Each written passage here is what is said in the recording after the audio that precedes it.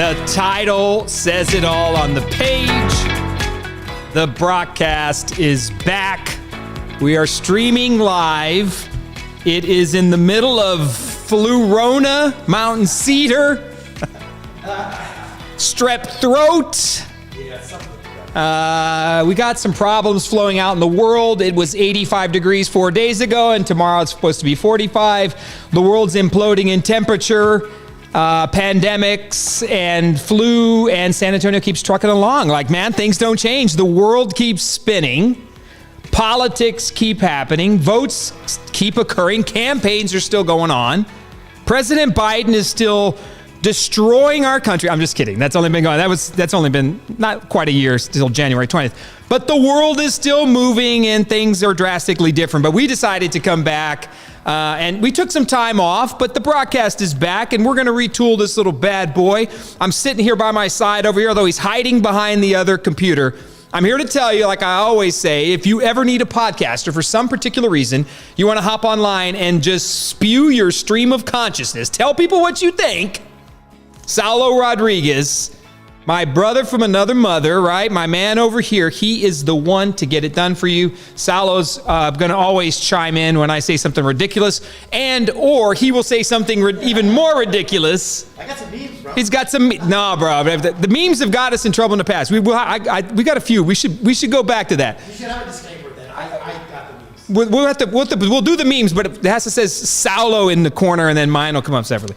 But look, we're back, and one of the things we wanted to do was and just for me and my family over the last 4, 5, 6, 7 years, I've just been campaigning. I've been involved helping people get elected. I've been working different issues. I've been helping the San Antonio police officer. I mean, you go right down the list and you start doing a lot of things and you get so busy that after the last, several elections, we just took a break from it, man. And sometimes, you got to kind of refocus and figure out what's most important. So we took some time off, and I think we just relaxed with it. But we're coming back into 2022, and when we think about what it is, and what we want it to be, it's really wide open. So what I do think needs to happen, and then we'll carry forward, is an opportunity to have other ideas and thoughts out there, right? That you can't always rely on the Express News. In fact, most of the time you cannot. You cannot rely on the San Antonio Report. You need differing views or ideas about what's happening in the community and the world, what's happening in our own city. It's okay to disagree. If we've learned anything over the last couple of years, and Sal and I were talking about this before we popped on, is that there's a lot we're going to talk about in this because some things are changing a little bit on my agenda, but the mass psychosis of the country is moving in a particular direction, man. And if you are against the normal stream of thought, if you're against what is considered now the normal psychosis of knowledge in this country, you are getting flagged, you are getting hit, you are getting hidden, you're getting kicked off Twitter. Your world is changing if you have a differing set of opinions or views. So we have to turn to other ideas and ways to get our thoughts out. And in San Antonio, when the local media controls the narrative and is pretty much slanted towards a particular party or issue, we have to take a step back and say, hey man, let's talk about things. Let's provide a venue for ideas, for what's happening in the city. Let's highlight things that don't get highlighted because it doesn't raise the ratings or it doesn't, right, put money or line someone's pockets, right? So that's what we're going to try to do. And the podcast has always been about having some fun. And yeah, look, man, it's about politics because, well, I love politics. And I enjoy talking about what we can do as a community and the things that are different about us as the San Antonians than the rest of the country, even the rest of the state. So we're going to continue to push those things forward. And being back, we're going to talk to candidates. I think that's going to be important. We get to meet people, but we do it in, Salo and I are talking about doing it in different formats. Like we'll do it out in the community, maybe at a restaurant. We'll sit down with people and try to learn who they really are. If I could tell you any one thing that has most upset me personally about politics over the last 5 or 7 years as I've been campaigning, is that people don't know who I really am. And I'm out there all the time and I'm talking and I have a podcast and I do these different things, but it's hard to get to actually know who a candidate really is, right? Like not just what they say on their website or push card or the mailer you get. I'm talking about when you sit down with somebody and say, hey man, I want you to tell me, Greg, what you really think about this. Don't give me, and let them get their stump speech out real quick. But no, okay, once you're done with that, I want to know who you are. Because if I'm going to vote for you, if you're going to earn my vote, man, I want to know what you care about. I want to know how important it is to your family. I want to see it and know what you would stand for, right? And just as important, what you're willing to fall on the sword for. Like, what's so important to you that you're willing to give it up. Like, it doesn't matter. That's the mountain, the hill you're not going to give up. That's the one you're going to defend. Those are the things we want to learn about people in this city. And my commitment going forward on the podcast is that we get out there and we talk to folks, right? And we put it on the line. Like, we really say, this is who we are and this is what we think. Now, I'm going to ask you tough questions, but the reverse also has to be true of me. I have to say it and be honest and go out there and try to find the people that are doing great work and really highlight and shine that light on what it means to be a San Antonian, what it means to go out in the middle of the night and help a homeless person, what it means to help somebody who's addicted to drugs, what it means to help that has a family that doesn't have mattresses to sleep on. Who's doing the great work in this city each and every day that we just simply don't know about? Nobody, they don't get the press, but they show up, they put their boots on, they put their jeans on, and they go to work. We got to find those people. And I think that's going to make us feel a whole heck of a lot better about a lot of different things. Then we're going to talk politics. We'll meet people and candidates. And by all means, Sal and I, we've always prided ourselves on this. I don't care who you are, what you believe. You're welcomed next to me in any debate, conversation. You want to get your word out. You want to talk to me about what you believe. You can believe and scream at the top of your lungs the exact opposite of what I believe, and I'm there with you. Trust me. Trust me, politically speaking or just issue-based stuff in today's world, you don't get a lot of that, but you'll get that here. You can say whatever you think or what it is you want to do, what you believe. You want to sit here and talk about ivermectin, or you want to say how great Dr. Fauci is, you can have that conversation. Whoa, okay, hold on. Calm down. We love Fauci. I love that Fauci. I think I had the Faucis the other day. I did nothing a little ivermectin didn't cure. I had the Faucis. I had the Faucis and 2 pills of ivermectin, 12 milligrams a day, cured my Faucis. But you can bring it to us, right? And we're going to do that, man. And I think if we do that and we have some good times and fun with it, and we try to bring a different source to it, we got to build it back up. There was times in Sala we had a lot of people following us. And then, of course, we need a break. We need to retool and try to be better. So we're going to do those ideas and bring them in. We're going to make sure we have conversations about it. I'm going to show you a good example why. You have that picture for number 2? Like, this is a good example. The number 2, I think I labeled it number 2. It's the photo of, there's this past Sunday right after Christmas, my family and I. On the underpass. Yeah, on the underpass. I mean, check this out. These are the types of things we need to talk about, that we need to highlight. This week, we went the day after Christmas on the 25th. I think there's another photo that's attached to it. Right here. Yeah, man, I'm with some of those guys there. Look at those dudes. Yeah, I'm wearing the Saints uniform, and the rest of them look like if I was in a dark alley, I'd walk out minus with the crap beat out of me. Those are some tough dudes, I'm telling you right now. But what we did that Sunday afterwards was we went and fed homeless under the overpass over there at 35, right across from UTSA. This happens all the time. It happens every Sunday. And these men and women show up. They feed the homeless. Can you go back to the other picture real quick? And you'll see the tables are set out. There's worship. There's faith. Right down to the right is a woman in a green T-shirt. Or to your left or right. I'm seeing it on my right. She is one of the members of Faithbound Ministry. Faithbound Street Ministry was formed by a woman named Deborah Steverson, and Desmond is her husband. Deborah died recently after a long and courageous battle with cancer. And this is her legacy. And you know what? People need to know these things. Because I guarantee you, if San Antonians knew these things were happening, people would show up, and I think we just get involved. That's the stuff that's building the city. Man, it's not the city council, and it's not commissioner's court. It's not, yes, they play their role, and I'm going to demean them, but the real people doing the daily work are these folks who are showing up at these things that don't get the press. You know what? Another $500 that day would have put 100 more McDonald's gift cards and 100 gift bags for some homeless men and women who are trying to make it happen. There was kids there that showed up. And there's just people and all of humanity of San Antonio, all different walks of life. I tell you what, homeless, it didn't know whether you're black, white, where you come from, whether you're a veteran. It doesn't make any difference who or what you are. You are homeless. The great unifying piece is you don't have a roof over your head. Didn't matter the color of your skin. You showed up and you ate the pizza and you enjoyed the worship. And it was just a wonderful moment. Those are the things we need to highlight. And I think we're going to get there, man. And we just keep talking about it. We show up. Salo and I love this stuff anyways. Like, it doesn't take much for us to, well, Salo bring a camera to anything and make it look better than what it is. But we got to get out there and do these things. Enough said. I just get passionate about, especially the homeless issue in our community. You know what? The other night, I was out delivering tacos. It was 28, 29, 30 degrees.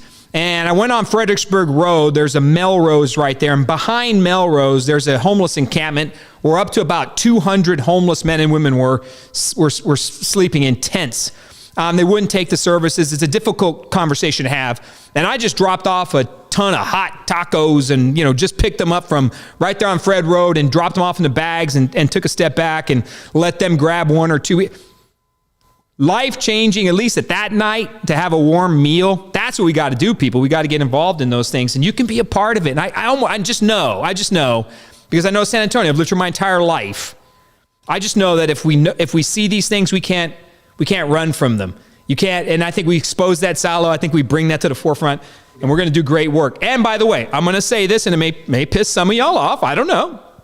I think we need to do it with the faith aspect, and we need to make sure that no matter what we do it with the service mentality, that the servant mentality that the Lord himself, right, that Jesus Christ showed us, the servant mentality.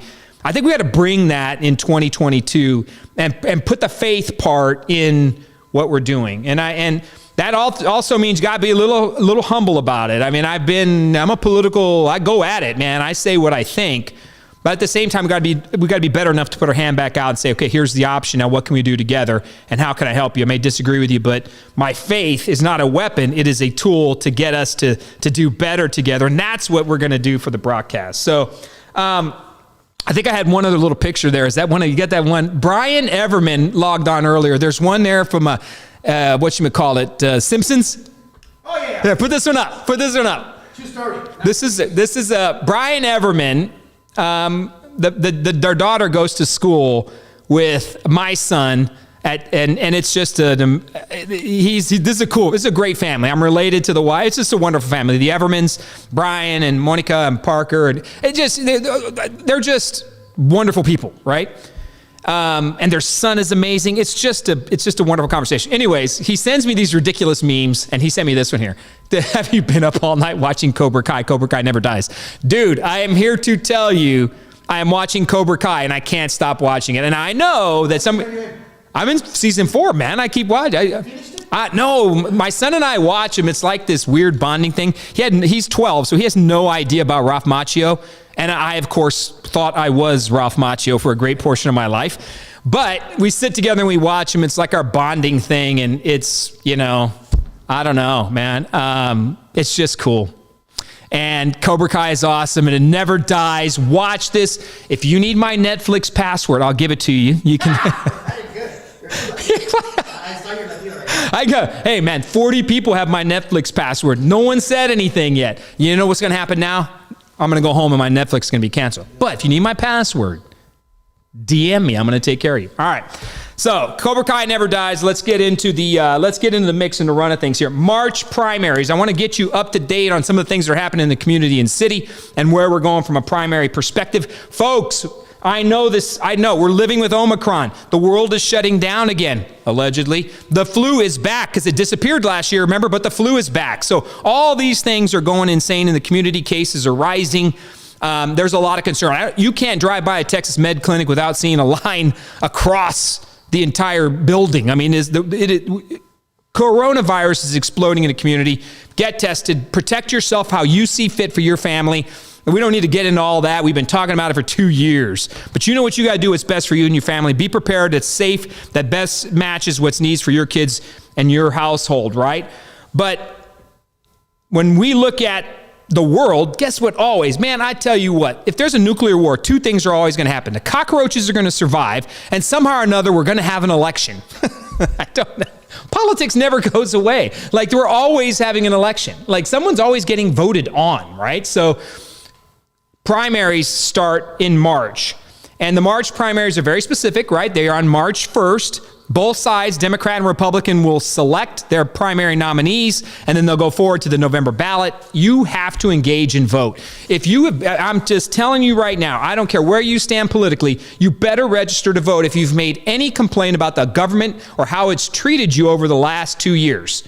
Pretty much, I think at that moment, that is everybody should be registered to vote. Everybody has a problem with how the government has treated them at this point. So I'm telling you, get registered. Voting starts February 14th. You will be able to vote at any location in the county, but we have a huge ballot coming up.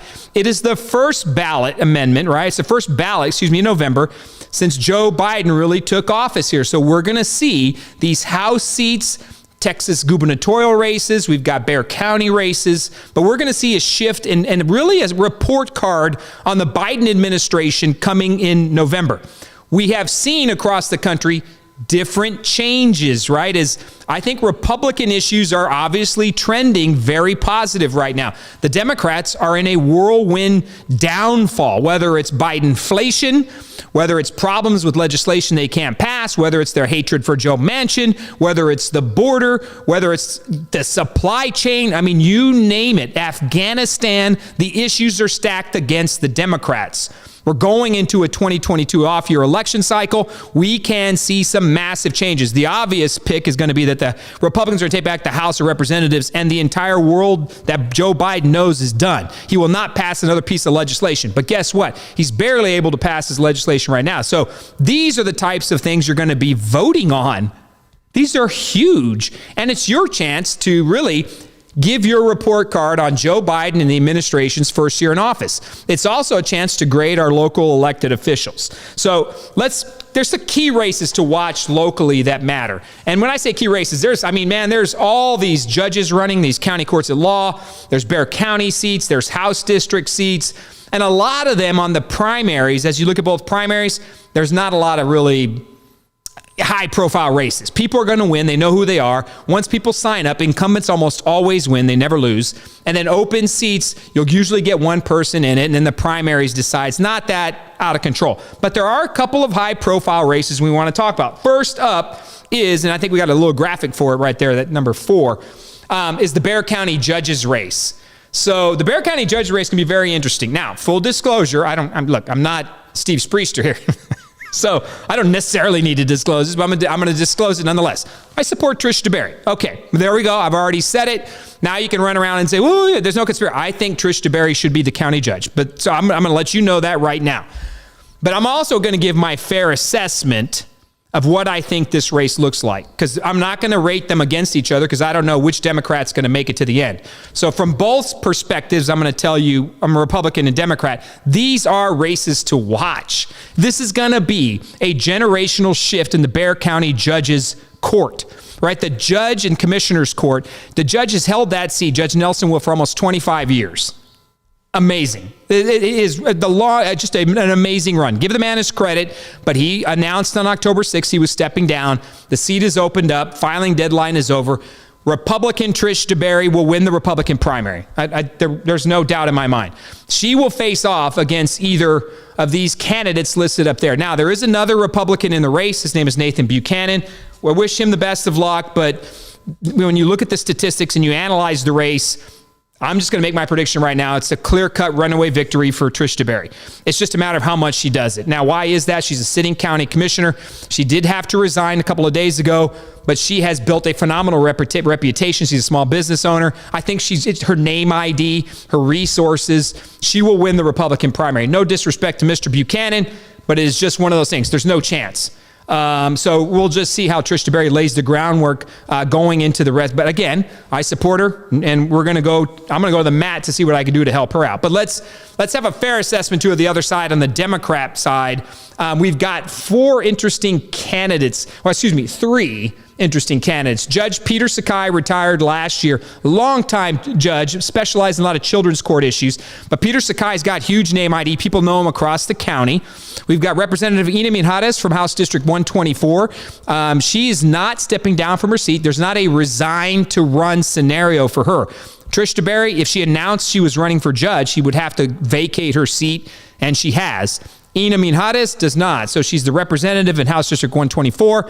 She's running for judge. And then Ron Nirenberg's former chief of staff, Ivelisse Gonzalez, is also an announced candidate. Now, this is one to watch because I think, and I'm just going to be just as frank, this is the weakest Democratic field they could have possibly put forward. All the big names backed out. Who knows why? That's on it. Ed Garza kind of held it to the end right there. The SISD former mayor of San Antonio, Ed Garza, he probably would have cleaned that field pretty easily and won the primary if he got in. He's a good man. I mean, I know Ed, but he chose not to get in the race. Ed Garza would have done and been a phenomenal judge as well. Would have been a heck of a race against him and Commissioner DeBerry. But Ed Garza, former Mayor Ed Garza, is an excellent candidate. Chose not to get in it. Jose Menendez, the legendary state senator here in San Antonio. Say what you want to say. Let's talk about good people on both sides. Jose Menendez is an excellent state senator. You have to agree with him on everything, but man, great name ID, hard worker in the community, always shows up. Always there, bowed out. Trey Martinez-Fisher, bowed out. Diego Bernal didn't even take a shot at it. You go right down the list of Democrats that didn't take a crack at it, which opened the door for some other folks. Judge Peter Sakai, like I said, has got a wonderful reputation across the county, and the work he's done on the judicial system has been excellent. Ina Minhades, again, a state representative. I would look at this race, and Ivelisse Gonzalez got in it late. Now, Ivelisse's mother was a former activist in the Bexar County Democratic Party of some note over the years. She's banking on some of that. She's banking on Ron Nirenberg's support and a lot of other things to see if she can make it happen. But let's be honest about how statistically and analytically these races pan out. We don't know. It's a crapshoot between the three of them. If it were today, I think Judge Sakai would come out on top. More people know him. He's got some decent resources to make it happen. And plus, he's out there campaigning. So Judge Sakai, I would imagine, leads this early on. But here's the key factor to watch is where does Ivelisse Gonzalez start to get her money from? If she's able to raise money, I believe, and she's able to get her message out there, because her name ID is next to zero. But people just don't know who she is. Ina Minhades, a few more people know who she is, but not as much as Peter Sakai. Sakai carries the name ID. Ina Minhades is probably in a second place scenario right now, and Ivelisse Gonzalez is definitely in last place. But watch, folks, to see if you start to see this name more often. Her signage pops up. Other community leaders start to step up and endorse people. Then you'll see how the Democrats and who they rally around. My ultimate thought would be that Ivelisse Gonzalez is going to come out of the primary or at least into a runoff with Judge Sakai.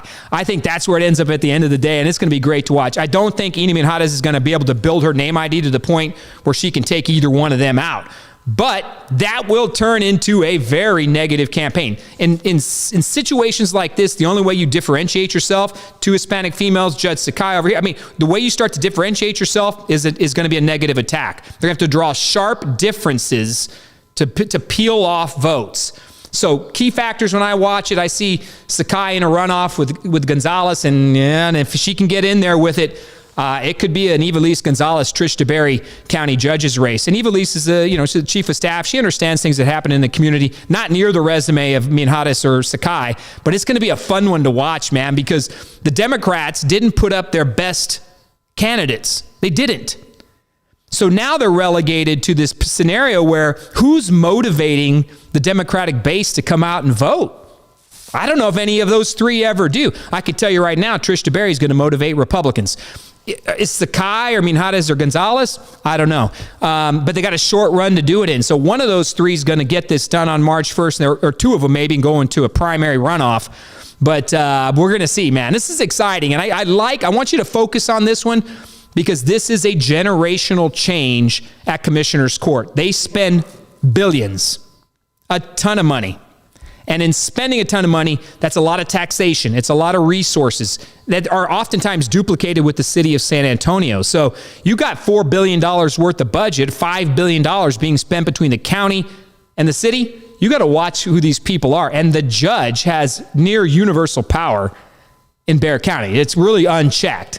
You could do a lot of work. So I'm not prepared, I guess, to make a prediction on the Democrat side. But if you had to stack rank it right now, it's Sakai, Minhares, Gonzalez. Watch for Ivelisse Gonzalez to rise as I think surrogates step in for her. Money shows up and she gets her name out there. She only has until March 1st if she can't pull it off and make a runoff. But it's going to be interesting, man. Look, you got to give props. While I think it's a weak field, and I think this is a generational opportunity, Republicans, listen to me. This is a generational opportunity for you to win that seat. You've got a candidate that can get it done in Trish DeBerry. You've got a weakened Democratic field. You've got all the issues trending your way. We've seen this South Texas going further red, right? Trump showed us that. We see the numbers changing. We see the issues moving your way. This is your chance. If Republicans are ever going to win this seat, it's now. And it's going to be one heck of a race, man. So keep an eye on that one. What are they saying? Ooh, we got comments? Yeah, we got comments. First, read Eric. What did Derek say? Eric Glasses. What did Eric say? If you plan on voting for a third party, make sure you don't vote in the primary. Instead, vote in the respected party conventions. Yeah, could there be an independent pop up? Yes, independents winning seats in any race are next to impossible. I mean, I think Ross Perot, probably showed that he could be a spoiler. But in this particular case, not seeing any independent options. This is going to come down to a DeBerry versus unknown Dem. And man, the dynamics are going to be huge. I mean, these are the things you want. What you want are stark differences so you can vote and choose on different people. That's why when I see Ina Minhares and Ivelisse Gonzalez together, they're basically the same person. So they're splitting votes, and Sakai's over here living large, taking a pretty solid chunk of his base with him. Someone's got to get in that runoff with Sakai. I got to think it's Ivelisse Gonzalez. If she has the resources, she's going to rise. But man, what a conversation, right? Like the Democrats got to be looking at themselves, kicking themselves, thinking we could have done a lot better in an attempt to hold this seat. And DeBerry, by the way, launched and announced her campaign, filed on the last day, like literally filed on the last day. So she jumped in it and has blown this whole dynamic up. Now, a lot of the old money Republicans and the old guard, the guys smoking the cigars in the back room, they're all pissed off and they don't know what to do. They don't think a Republican can win and blah, blah, blah. And it's right. You're in an uphill battle. There are more Democrats than Republicans. But in San Antonio, we don't play the typical voter games like that countywide. There's good Republican base out there to vote. I think people are voting issues nowadays that are trending Republican, right? Getting back to life, small business opportunities, making sure you can afford a home, right? Making sure that we're controlling what's happening within our own boundaries in the county, absolutely. But your property taxes, right? That we start to take back for the citizens a little bit of their own. Those are the issues that are going to fly. It's going to be a great run. So, House District 122, I don't have a graphic for this one, but keep an eye out on that one. So House District 122, Lyle Larson retired. This is the Republican side. You're going to keep an eye out for Adam Blanchard, Elisa Chan, Mark DeRazio, and a guy named Cuthbert. That race is an interesting race. Lyle Larson, many years in the state legislature, kind of became a maverick there towards the end, really went after the lieutenant governor, changed a lot of his, at least the way he did business in Austin. But Lyle Larson retired, said, man, I've had enough of this. I'm out of here. He stepped down. The seat became vacant. And you're really seeing a race right now between Adam Blanchard and Elisa Chan, both well-funded candidates. They'll go to I would suspect we would see a runoff between Blanchard and Chan. And then whoever wins that Republican primaries, that is a solid Republican seat. It will be whoever wins it in March or a runoff shortly thereafter will become the next representative and replace Lyle Larson. And Chan and Blanchard, man, that's a great race to watch if you like politics and issues. Elisa Chan, former city councilwoman for District 9. Adam Blanchard, a trucking business owner. Both of them have good issues. They understand what they're working on. Mark DeRazio, a strong conservative Republican trying to make a name for himself, was a former, I believe, held the chair position for a short period of time, but a community activist, a Republican activist, and has a base himself to build on. And then Mr. Cuthbert, don't know a lot about him. Do see some ads on Facebook, but I'm not sure that alone is going to get you any win. But this is really going to come down to, can DeRazio rise any and bring out a base of Republicans, or can Chan spend her way to victory on this one? She's going to have the resources. She has the name ID, and she's got the history and background. But Adam Blanchard, he's an upstart, man. He's out there working. I see signs everywhere. He's block walking. Great race to watch on the Republican side. And you don't often see competitive Republican races. I'm not going to lie to you. Republicans don't hold a lot of seats in San Antonio or Bexar County, man. There's like 2 or 3. So anytime they have a competitive one, it's fun to watch, right? So keep an eye on that. In the Republican Party side also, the chair position is open. Incumbent chair in the Republican Party, John Austin, has a challenger in Jeff McManus, two opposing views about what the Republican Party looks like going forward in the future, and learn about those two. That will be decided on March 1st as well. In the Republican Party, we either have a new chair or they won't. But look, those are really, and man, there's like 50 races going on here, but those are the only 2 or 3 that are really going to jump out at you and really make you think about what your votes are. But you got to look at all the other ones. Don't forget, there's judges running who make everyday decisions in our community. How we vote on them, unfortunately, our judges, our judicial positions, unfortunately, in my opinion, are partisan. So you can vote on Republican and Democrat judges. We've lost a lot of great judges over the years in wave years where Republicans all win or Democrats all win. And we clean out these judges every 2 to 4 years. And it's unfortunate because there are great Democrat judges. I'm not going to lie to you. And there are fantastic Republican judges. But they're really due to the whim of where the national mood is. They have to run partisan, and it's a tough race, but they run county-wide too. They don't oftentimes have the resources to get their name ID out. So give them the courtesy to look up who are the judges, who are the county courts at law, and those types of things. The district attorney's also up. That's going to be an interesting one. That may grow a bit of a profile. Joe Gonzalez is in a strong position, but he's got a challenger now on the Republican side. It's either going to be a woman named Meredith Chacon, or, check this name out, Mark LaHood. LaHood, being his brother, was former district attorney Nico LaHood. Mark LaHood, his brother, is running on the Republican side for district attorney. So the LaHood name has a lot of name ID. You start seeing signs up for LaHood around the county, something's up. That is actually Mark LaHood, who's running for district attorney against Meredith Chacon. So those two are going to tangle to see who takes on Joe Gonzalez. Uphill battle against Joe Gonzalez. But I'm telling you, man, we don't know the motivation of Democrats right now. They are in a position where they're not happy with anything happening in their party. And when they have apathy, right, when they're not motivated, they don't turn out. That presents an opportunity for Republicans. But the Republican Party of Bexar County is not very well organized to capitalize on this over the last 10 or 12 years. Some things are changing, but Republicans have historically been destroyed in Bexar County. How they dig out of that hole, can they in 2022? That's the real story. To capture a mood that is trending Republican, I don't know. But I want to tell you something about the Republican Party, and I wanted to have a conversation about this one. If you could put up that, I think I got a post number 5.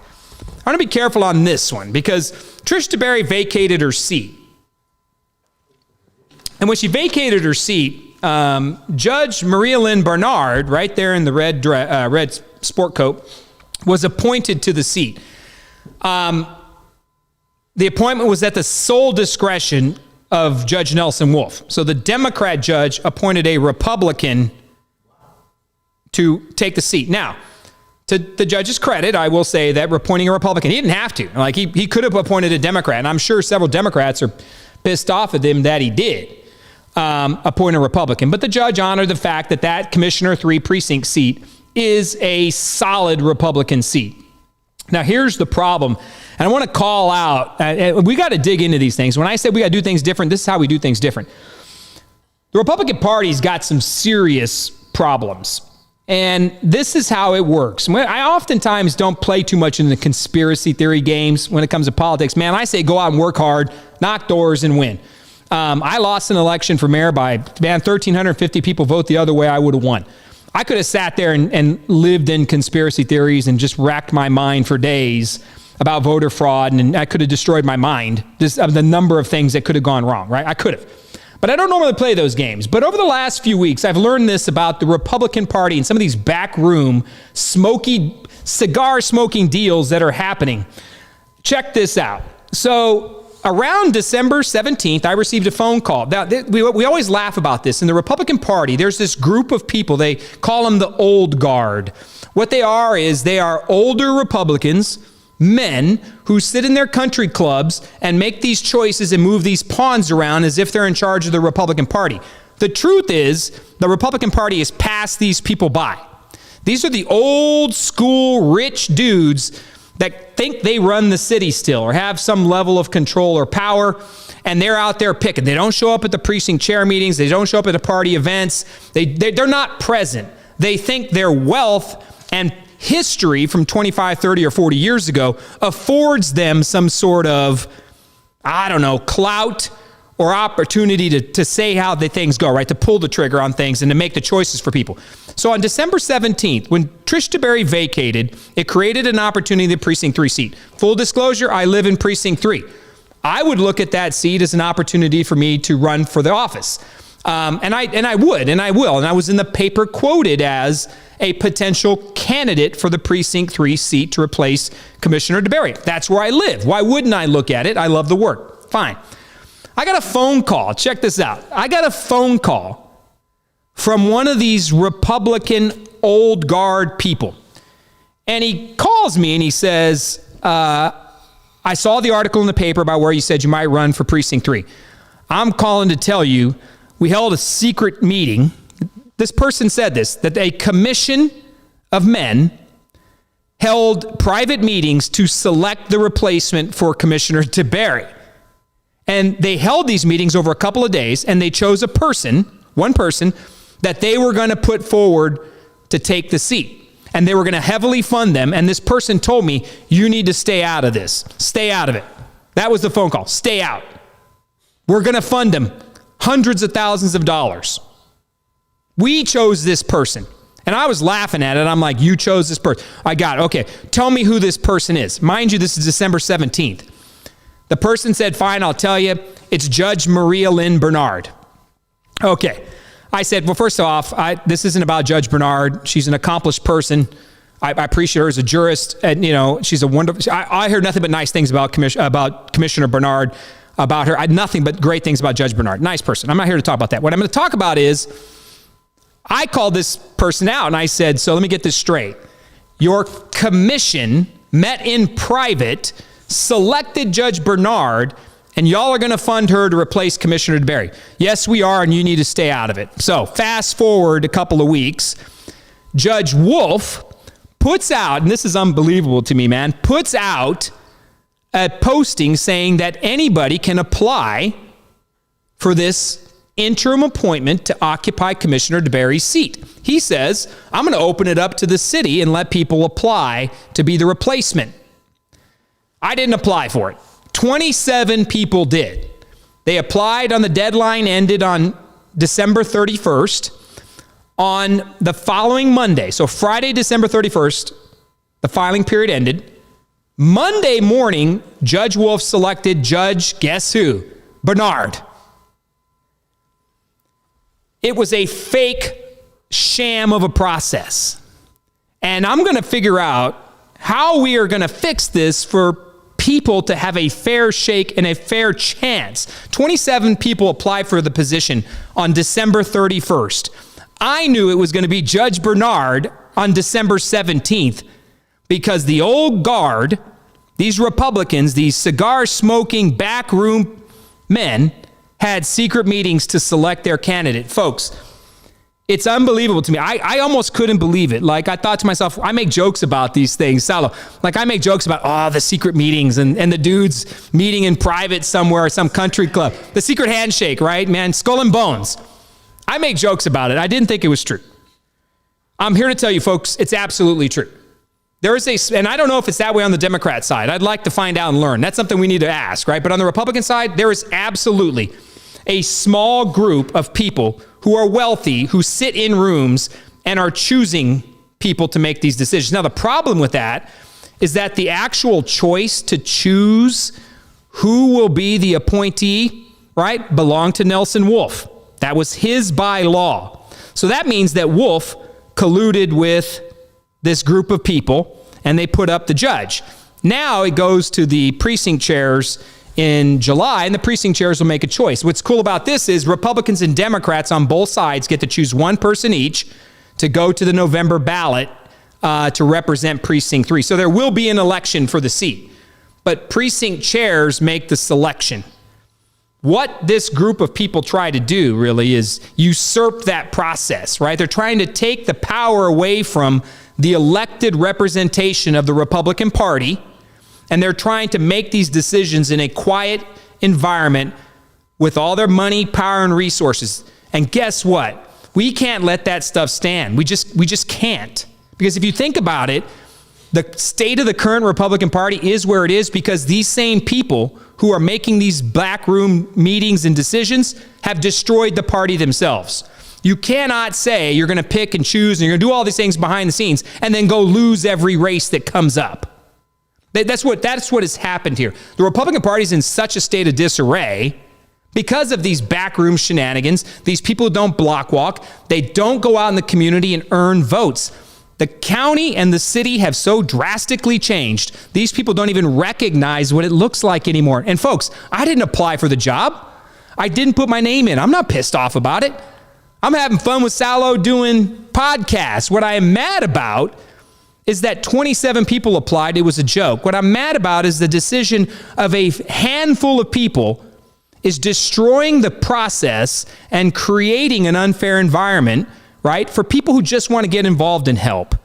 And the people who should make the decision is the county executive committee, the Republican Party. By rights, it will be their choice to make it. But now that group of people is going to try to force this decision to put Judge Bernard up. And it is what it is. Again, we're not impugning Judge Bernard.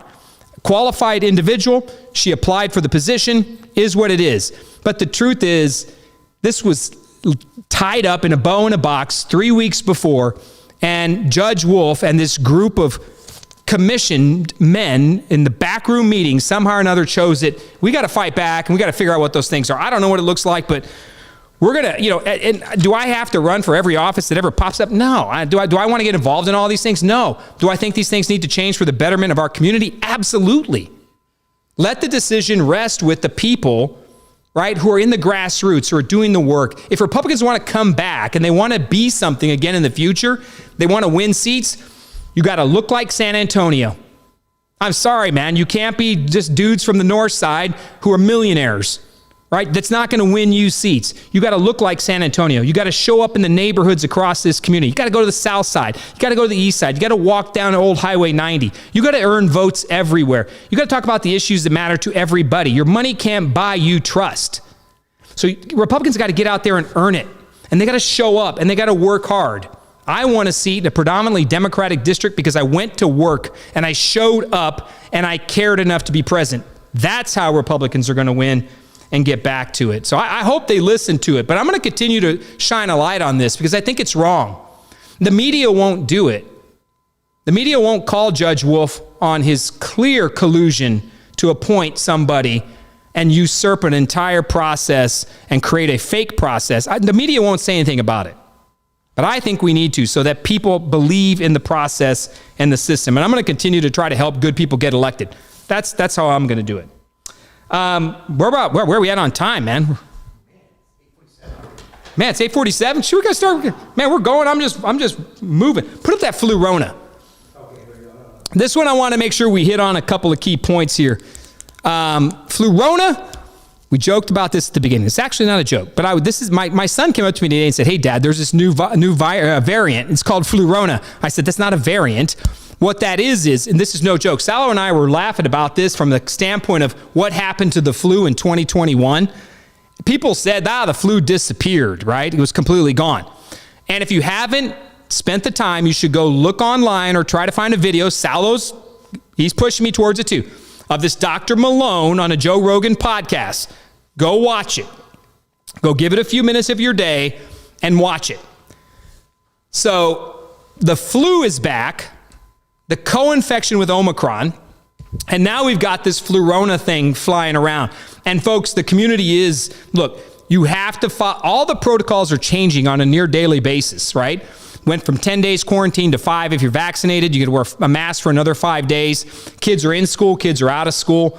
The testing, negative tests, required to get back to work, but it can't be at home. It's got to be in person. The government doesn't have enough at-home tests. The government doesn't have enough PCR tests, enough antigens. I can't even keep track of what the protocol position is. But we do know this. People are getting sick across the city. Folks, it's actually no joke. Mountain cedar turns into sinus infections and problems. It's mountain cedar season. The molds are up. You've got the flu. We've got Omicron. It's taken over Delta. There's all these variants, all these changes. And what you have in an informational world right now is one way of the highway online. And if you disagree with any of it, for instance, if you say, hey, man, be careful, but they're all alternative medicines here, you're completely blocked off of Twitter. This Dr. Malone, and I watched some of it, and another buddy of mine, Adrian, sent it to me too and told me to check it out. I'm going to check it out because I want to get knowledgeable and I want to learn with Dr. Malone. Dr. Malone is the inventor of messenger RNA, the vaccine. He has alternative thoughts and theories, and he has peer-reviewed thoughts, right? He's an alternative idea towards things. I'm going to watch it and learn a little bit more about it. We'll talk about it on the next time we get a podcast going. But we have to learn and get information, right? And maybe we'll find that link and we'll put Dr. Malone up. And Dr. Fauci, I was laughing about. Dr. Fauci's on the exact opposite side of Dr. Malone. But there's a lot of stuff online about people right now saying they need to debate each other. Boy, wouldn't that be great? Who would watch a debate between Dr. Fauci and Joe Rogan? I tell you, I would pay for that one any day of the week. Or how about Dr. Fauci and this Dr. Malone? Who would pay for that pay-per-view event? Who would watch that? I would probably pay that more than I would for a Conor McGregor fight. I would pay big-time bucks to see Dr. Fauci debate this Dr. Malone. I only saw a few minutes of Dr. Malone. But again, you can't disagree with the system or the system comes after you. That's not where we need to be, and those things we need to think about. But I joke about the Flurona thing only from a standpoint of the flu disappeared last year. And this is what I want to. Salo asked me, hey, man, where'd the flu go last year? I said, I don't think it went anywhere. Then why weren't they reporting it, right? And where are all of a sudden all the numbers up on the flu and this Flurona and coronavirus and Omicron? We got to dig into these things, man. We got to ask. But just protect yourself. And I've always been on this side of it as things have changed over the last couple of years, and we don't need to give any more information or beat each other up over what we do or don't believe or masks or vaccines or any of it. Gonzalez, third time, he's had COVID. He's quarantined right now. Robert, you've got COVID again? Third time. Oh my God, bro. He is the variant tester, I guess. If we need to know when huh? He's the guinea pig for Fauci. You're Fauci. You got the Faucis, man. You've got 3 times. Look, you do what's best for your family. I've been that consistent on it from the beginning. Families know what's best for them. I know what's best for my children, my family. My wife knows what's best for our kids, most definitely. And if I cross her on anything with the kids, she's going to have me for lunch. So my wife and I know what's best for our family. We know what's best for our kids and our parents, and we do what we can where we can. We mask when it's needed or required. We respect that. But that when we're at home with our families, we're out anymore like that, we're doing what's best for us. And our school protects our kids, and I believe in our schools. I think the schools should be open, and kids need to get back to learning. And all those things we've already talked about, but the world is upside down. We're just going to bring more knowledge and information wherever we can. The CDC says if we all do the hokey pokey, we could turn this thing around. What about this one? Oh my God. CDC says you could trim your own bangs. How hard could it be? Hey, man, that is... That's a woman's worst nightmare right there. All right, the CDC now says a venti iced coffee and 2 ibuprofen is a balanced breakfast. Sally, you really did have a couple memes for me.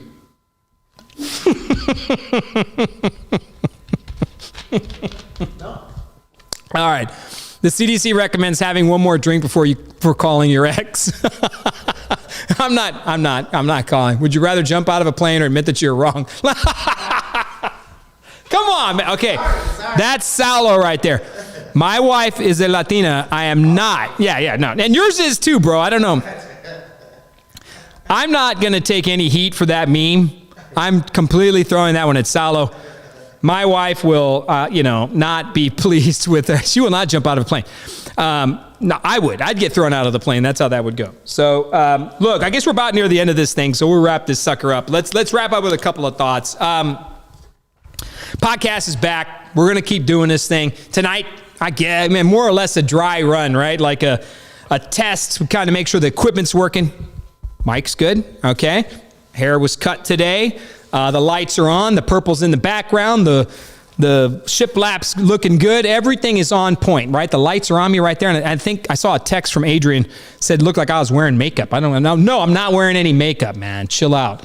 But I think where we need to go with this is just getting back into the groove of talking, right? And I was a little bit rusty tonight, kind of a little bit on a rant on a lot of things, but we got some memes in, we had some ideas and thoughts, and I'm going to keep feeding you information. And then we're going to bring on people who just want to talk. And I don't care what, like I said at the beginning, I don't care what your thought process is, man. Disagree with me. I'm okay with that. Like, you want to tell me you think Peter Sakai is going to be the judge? Let's have that conversation. You want to talk about you think it's ridiculous that Dr. Fauci, let's have that conversation. You want to talk about helping homeless people and you want to show up and highlight, I will show up where you want me to. I will go into any street in this city and just have a good time with you. I am not running for office. I am not looking for anything. I literally just enjoy talking about what's great about San Antonio, but also the things that are wrong, the wrong ideas and wrong perceptions. And if we can shine light on people's opportunities, what they're doing, the great things that are happening, we can do the podcast out on the road, we can show up, and we can bring, a few bucks to people. Maybe we have an event. Maybe we break some bread together. Maybe we sit in a coffee shop and talk to a Trish DeBerry, or we sit down. We invite even my arch enemies, right? Even the arch enemies. Let's sit down. People who absolutely think the worst of me.